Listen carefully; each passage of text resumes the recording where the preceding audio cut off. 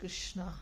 तो कृष्ण भगवान से ब्रह्मा जी कैसे उत्पन्न हुए वो हमने देखा, और ब्रह्मा जी के भी संतानों को देखा। अब उसके आगे हम देखते हैं। तो ब्रह्मा जी से, तो भगवान कृष्ण से बलराम जी, और बलराम जी से भगवान विष्णु, और भगवान विष्णु से ब्रह्मा हो गए। ठीक है। ब्रह्मा जिससे हमने आपको बताया था उनके संतानों के बारे में, और उसमें से एक नाम था स्वयंभू मनु।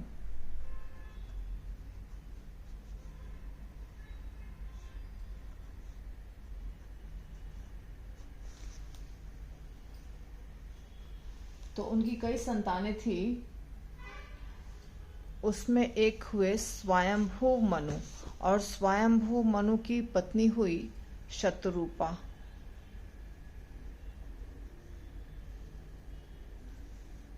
स्वयंभू मनु और शतरूपा वाइफ। इनसे अब कैसे संतति होती है, कैसे प्रजा बढ़ती है, वो हम देखेंगे। तो अभी हम पूरा नहीं देखेंगे, एक पार्ट को, क्योंकि पूरा करने से बहुत कंफ्यूजिंग हो जाएगा। सिर्फ एक पार्ट मैं कर रही हूँ। स्वयंभू मनु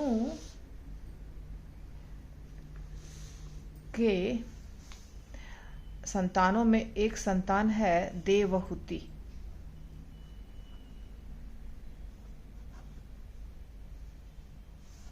देवहूति का नाम आपने सुना है ऑलरेडी। देवहूति का विवाह हुआ कर्दम मुनि से। कर्दम मुनि हो गए इनके हस्बैंड, पति। फिर कर्दम मुनि और देवहूति की संतान कैसे हुई? एक तो हो गए कपिल मुनि,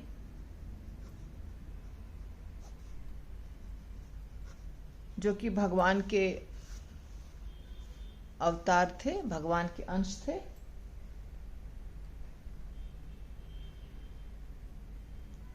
और कपिल मुनि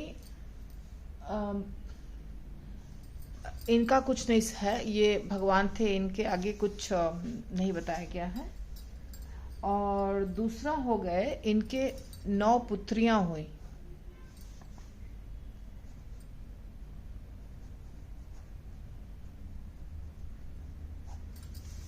नौ पुत्रियां।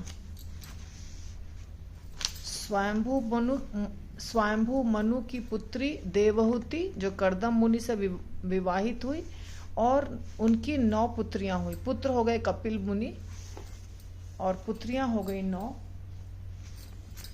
तो उनके नाम मैं लिखती हूं।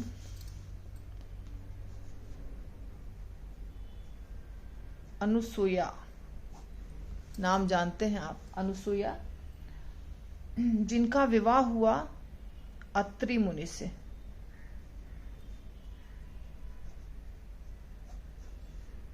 ये पतियों का नाम रहेगा, यहाँ पुत्री।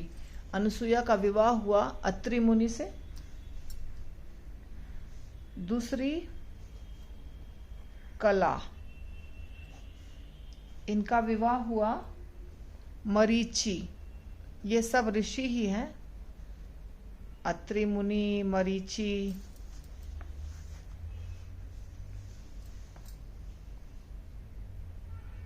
और इनके पुत्र हुए कश्यप मुनि, जो कि इसके आगे मैं नहीं बताऊंगी, ये अलग। अभी मैं सिर्फ 9 पुत्रियों के बारे में बता रही हूँ, सिर्फ बता दिया कि इनके पुत्र हुए कश्यप मुनि। तो ये दो पुत्री हो गई। तीसरी श्रद्धा,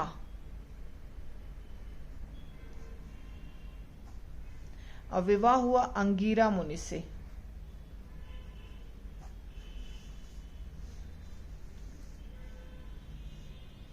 चौथी पुत्री हुई हविर्भु,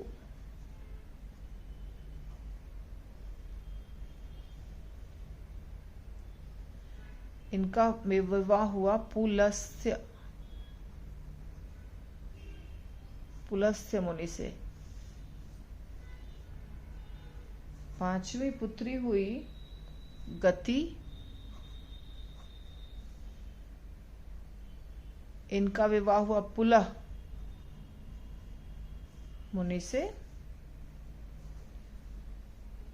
6ठी पुत्री हुई क्रिया,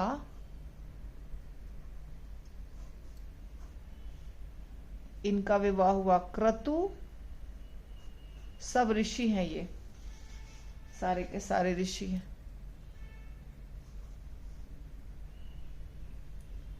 7वीं पुत्री ख्याति,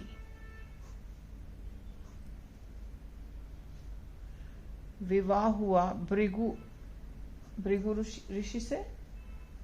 8वीं पुत्री अरुंधति,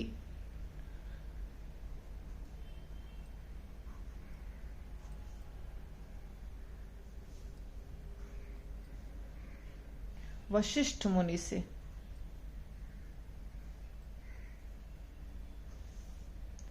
9वीं पुत्री हुई शांति,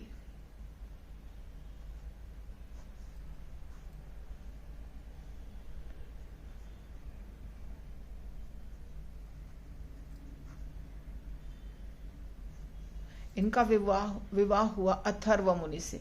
तो मैं अभी आपको स्वयंभू मनु के सिर्फ एक बच्चे के खानदान के बारे में बता रही हूं, और वो भी एक ही स्टेप। तो अभी आपको कोई कंफ्यूजन नहीं होगा, आप आराम से देख लीजिए, और अगर नोट्स बनाने की इच्छा है तो बना लीजिए। तो भगवान कृष्ण से बलराम जी हुए।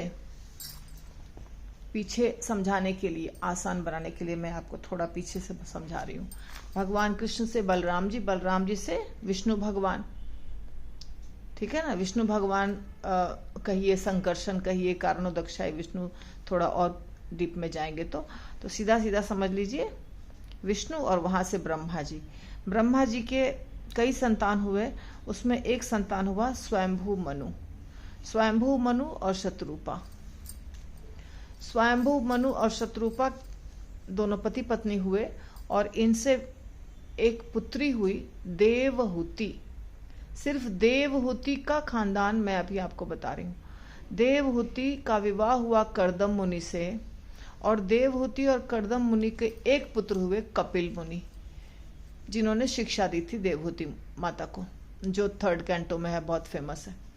और इसके बाद यहाँ इनको जो 9 पुत्रियां हुई, वो सब प्रसिद्ध ऋषियों से विवाहित हुई। 9 पुत्रियां कर्दम और देवहूति की, वो 9 पुत्रियों के नाम हैं अनसुया अत्रि मुनि से, कला मरीचि मुनि से, और कला और मरीचि के संतान हो गए कश्यप मुनि, जिनसे आपको पता है कि हिरण्यकश्यपु हिरण्याक्ष का जन्म हुआ था, वही कश्यप मुनि है ये। तो कश्यप मुनि उनके हम खानदान के बारे में नहीं देख रहे हैं, हम अभी सिर्फ 9 पुत्रियों का देख रहे हैं। कला का विवाह मरीचि से, श्रद्धा का अंगिरा मुनि से, हविर्भु पुलस से, गति पुलह से, क्रिया क्रतु से, ख्याति भृगु से, अरुंधति वशिष्ठ मुनि से, शांति अथर्व मुनि से। तो बस आज इतना ही देखेंगे, ठीक है। हरि बोल।